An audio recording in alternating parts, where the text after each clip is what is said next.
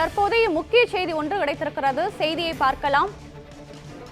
மாலத்தீவுக்கு சிறிய ரக கப்பலில் கடத்தி செல்லப்பட்ட சுமார் 80 கோடி ரூபாய் மதிப்பிலான போதைப் பொருளை மத்திய வருவாய் குற்றப்புலனாய்வு பிரிவு அதிகாரிகள் நடுக்கடலில் வைத்து பறிமுதல் செய்தனர். இது குறித்த கூடுதல் விவரங்களை நமது செய்தியாளர் இசக்கி ராஜா வழங்க கேட்கலாம். வணக்கம் இசக்கி ராஜா, இது குறித்த கூடுதல் விவரங்களை பதிவு செய்யுங்கள். நிச்சயமாக தூத்துக்குடி பொறுத்தவரையில பாத்தீங்கன்னா கடல் வழி வாணிபமும் கடல் வழி போக்குவரத்து மீன்பிடி தொழில் உள்ள போட்டோம் எப்பவுமே பிரபலமா நடந்துகிட்டு இருக்கக்கூடிய பகுதி. அதுலயும் குறிப்பா 4 வழிகளில் அதாவது ஆகாயம், கடல் மார்க்கம் மற்றும் தரை மார்க்கம், ரயில் மார்க்கம் என போக்குவரத்து வசதியும் உள்ள பகுதி. இந்த இவ்வளவு வசதிகள் இருக்கிறதுனாலயே இங்கிருந்து கடத்தல் வெளி மற்ற இடங்களுக்கு கடத்தல் பொருட்களை கொண்டு வருவதும் கொண்டு செல்வதும் இங்க கொஞ்சம் எப்பொழுதுமே அதிகமாகவே காணப்படுகிறது. அதை தடுப்பதற்கு காவல்துறையினரும் கடல் வழியை தடுப்பதற்கு கடலோர காவல்படையும் என்று தொடர்ந்து அவங்க தடுப்பு பணியில் ஈடுபட்டு இருந்தாலும் அதையும் தாண்டி இது போன்ற கடத்தல் நடைபெறுவது வழக்கமாகவே இருந்து வருகிறது. அந்த வகையில பாத்தீங்கன்னா தூத்துக்குடியிலிருந்து மாலத்தீவுக்கு இடையே தோணி அப்படிங்கிற சிறிய ரக கப்பல் மூலமாக கட்டுமான பொருட்கள் ஏற்றுமதி செய்யப்பட்டு வருகிறது. இப்போ அந்த பழைய துறைமுகத்துல இந்த இது நடந்துகிட்டு இருக்கு.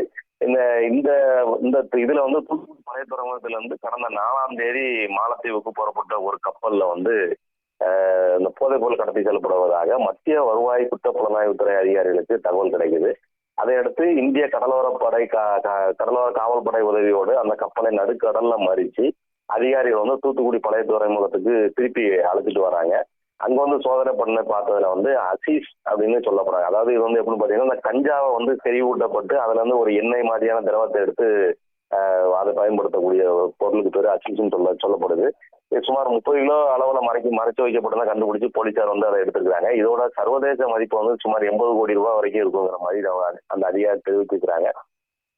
இந்த கடத்தல் தொடர்பாக கப்பல்ல இருந்த இந்தோனேசியாவை சேர்ந்த 2 பேரையும் அது போக தமிழகத்தை சேர்ந்த 9 பேர் என மொத்தம் 11 பேரை போலீசார் பிடிச்சி விசாரணை பண்ணிட்டு இருக்காங்க.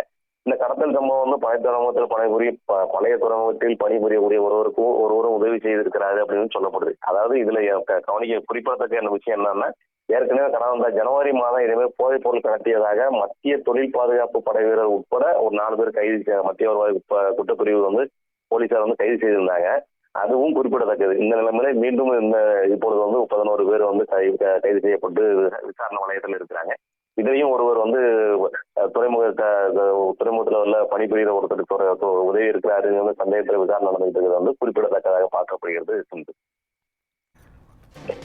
மாலத்தீவுக்கு கடத்தப்பட்ட போதைப் பொருட்களை போலீசார் நடுக்கடலில் வைத்து பறிமுதல் செய்திருக்கிறார்கள். இது குறித்த கூடுதல் விவரங்களை வழங்கியதற்கு நன்றி ராஜா.